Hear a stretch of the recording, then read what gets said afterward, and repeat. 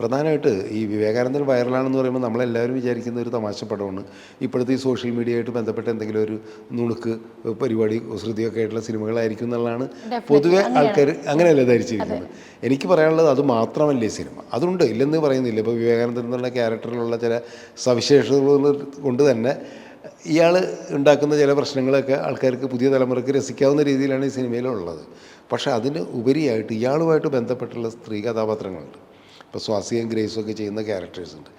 അവർ ലൈഫിൽ അനുഭവിക്കുന്ന കുറച്ച് സംഭവങ്ങളെന്ന് പറഞ്ഞു കഴിഞ്ഞിട്ടുണ്ടെങ്കിൽ നമ്മുടെ സൊസൈറ്റിയിൽ എന്നും കാലാകാലങ്ങളായിട്ടുള്ള സ്ത്രീകൾ അഭിമുഖീകരിക്കുന്ന ഒരു വലിയ പ്രശ്നമാണ്. ആ വിഷയം എന്ന് പറയുന്നത് നമ്മുടെ സമൂഹത്തിലുള്ളതാണ്. ഒരുപാട് സ്ത്രീകൾ അത് അനുഭവിക്കുകയും അവർ പലപ്പോഴും അത് പറയില്ല.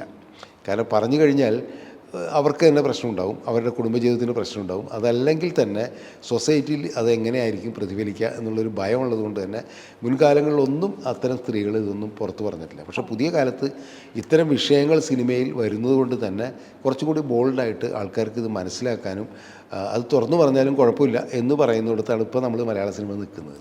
അപ്പോൾ അത് വളരെ കാലികമായൊരു വിഷയമാണിത്.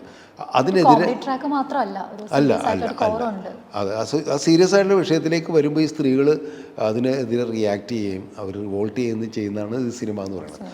അതിൽ നിന്നുണ്ടാകുന്ന സൊസൈറ്റിയിലുണ്ടാകുന്ന പ്രശ്നങ്ങളിലൂടെയാണ് ഈ വിവേകാനന്ദൻ വൈറലാകുന്നത്. അപ്പോൾ തീർച്ചയായിട്ടും വളരെ പ്രസക്തമായൊരു വിഷയം കൂടിയാണ് ഞാൻ ഈ സിനിമയിൽ പറയുന്നത്. പേര് കേൾക്കുമ്പോൾ തോന്നുന്ന മാതിരി ലാഘവത്തോടുകൂടി ഈ സിനിമ എടുക്കരുത്. വളരെ ഗൗരവമുള്ളൊരു വിഷയം, അത് കുറച്ച് സറ്റയറായിട്ട് നമ്മൾ പറയുന്നതാണ്. അപ്പോൾ ആ ഗൗരവം ഉൾക്കൊള്ളാൻ കഴിയണം പ്രേക്ഷകർക്ക്. കഴിയുമെന്ന് തന്നെയാണ് ഞാൻ വിശ്വസിക്കുന്നത്. കാരണം അത്തരം സിനിമകളെ പ്രേക്ഷകർ ഒരിക്കലും കൈവിടാറില്ല. ഈ പ്രേക്ഷകർ ഞാൻ ഈ സിനിമയിലൂടെ പറയാൻ തയ്യാറായ വിഷയത്തിൻ്റെ ഗൗരവം ഈ ഇപ്പോഴത്തെ സൊസൈറ്റിയിൽ എത്രമാത്രം ഉണ്ട്, അതല്ലെങ്കിൽ അതിനെന്താണ് പരിഹാരം എന്നുള്ളത് തിരിച്ചറിഞ്ഞുകൊണ്ട് ഈ സിനിമയെ വിലയിരുത്തണം, ഈ സിനിമയെ സ്വീകരിക്കണം എന്നാണ് എനിക്ക് പ്രേക്ഷകരോട് പറയാനുള്ളത്.